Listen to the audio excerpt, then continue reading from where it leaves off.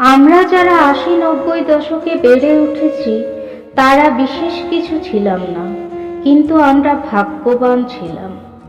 আমাদের সময়ে ১ হাত লম্বা কলম পাওয়া যেত।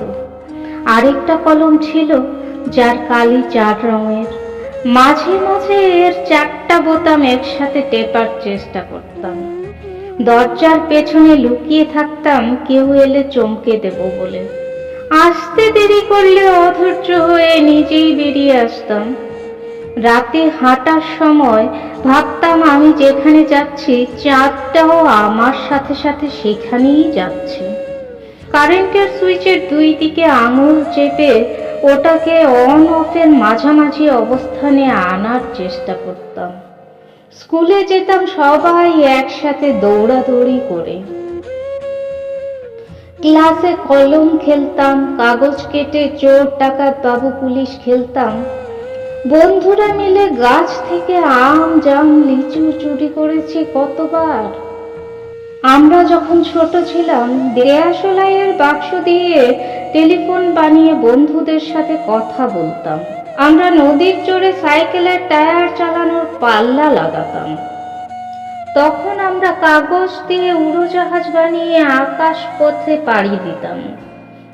কলাপাতা আর বাঁশের চাটাই দিয়ে দোকান বানিয়ে মিছে মিছে কেনাবেচা খেলতাম। বৃষ্টি এলে কচু পাতার ছাতা মাথায় দিয়ে কত যে ঘুরে বেরিয়েছি।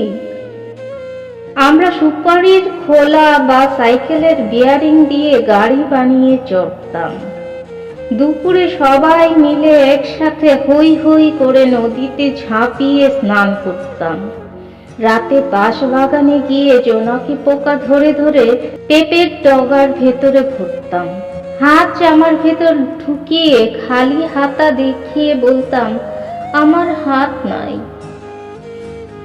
মেলা থেকে টিনের লঞ্চ কিনে পুকুরে ভাসিয়ে চালাতাম।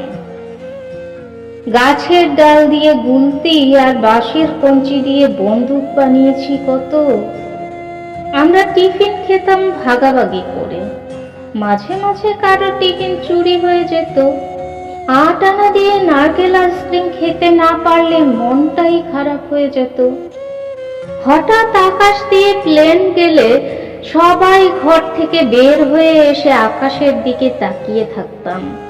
স্কুল ছুটি হলে দৌড়ে বাসায় আসতাম মিনা কার্টুন বা টম অ্যান্ড জেরি দেখবো বলে। ছুটির দিন দুপুরে বাংলা সিনেমা দেখার জন্য টিভির সামনে হুমড়ি খেয়ে পড়তাম। টেলিভিশনে ছবি ভালো করার জন্য অ্যান্টেনা ঘুরিয়ে কত কসরতই না করেছি। সন্ধ্যার পর Alif Laila, Sindbad, Robin Hood, MacGyver, Mister Bean দেখার জন্য পুরো সপ্তাহ অপেক্ষা করতাম। ফলের বিচি খেয়ে ফেললে দুশ্চিন্তা করতাম পেটের ভিতরে আবার গাছ না গজায়। মাথায় মাথায় ধাক্কা লাগলে শিং গজানোর ভয়ে ইচ্ছে করে আরেকটা ধাক্কা দিতাম।